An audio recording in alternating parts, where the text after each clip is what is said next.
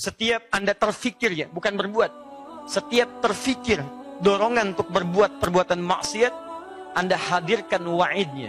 Wa'id itu ancamannya. Kira-kira apa yang bisa didapatkan jika melakukan perbuatan seperti ini? Contoh, gosip. Ya, bahasa syariatnya gibah. Cuman kadang-kadang dipercantik dengan suasana kekinian. Ya, gosip, jadi gosip biasa. Ada cenderung negatif, dibuat kalimat-kalimat lain. Ya, dengan berita-berita yang kadang-kadang dimunculkan. Kisah ini, kehidupan itu, cek ini, recek itu, dan sebagainya. Ya, jadi Anda hadirkan segala bentuk nama-nama. Saya sarankan pada Anda, sekali lagi saya tegaskan, kalau ada sesuatu yang tidak baik, jangan dipercantik kalimatnya. Karena semakin dibaguskan istilahnya, semakin terasa bahwa perbuatan itu kemudian berubah dari yang tadinya tidak baik seakan-akan jadi baik. Coba, maaf, kasar mana teman-teman kalimat begini? Maaf ya, maaf, maling dengan koruptor. Kasar kalimat maling, pencuri itu maling. Ketika dipercantik istilahnya koruptor, jadi keren kayaknya. Padahal antara yang ngambil ayam dengan yang ngambil uang banyak sama-sama maling juga. Bahkan yang ngambil uang lebih banyak tuh lebih parah dibandingkan dengan yang mencuri ayam. Kenapa pencuri ayam yang kecil, yang juga salah dia, disebut dengan kalimat yang kasar? Pencuri yang banyak-banyak disebut dengan kalimat-kalimat yang halus. Sehingga dengan halus itu seakan-akan jadi biasa perbuatan itu. Padahal kalau ada orang koruptor misalnya, banyak dia mengambil harta orang banyak, pakaikan jaket warna apapun, tuliskan kemudian di dalamnya, maling. Tontonkan pada seluruh pemuka langit dan bumi. Begitu ditampilkan, mungkin jadi efek jerah yang luar biasa. Mungkin jadi masukan dalam acara kita malam ini. Ya, bisa jadi. Silahkan cek. Perbuatan yang lainnya, jangan diperhalus. Begitu diperhalus jadi masalah. Coba, ada perempuan jalan, maaf ibu ya, contoh, bukan ibu yang di sini.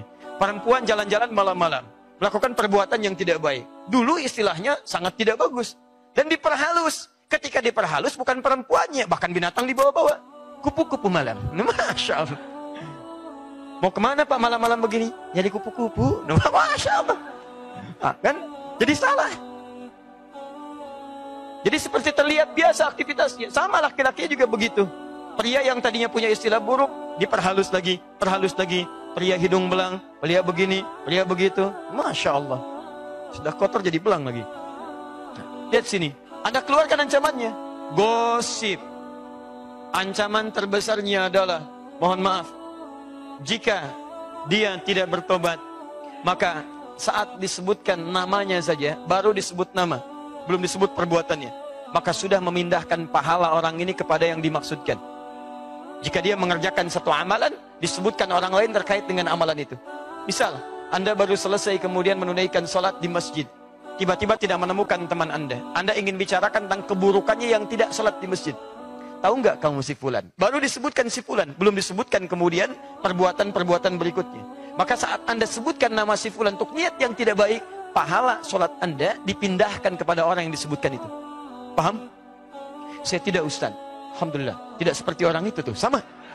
Di saat Anda sebutkan orang itu, pindah pahala Anda pada orang yang dimaksudkan. Jelas ya?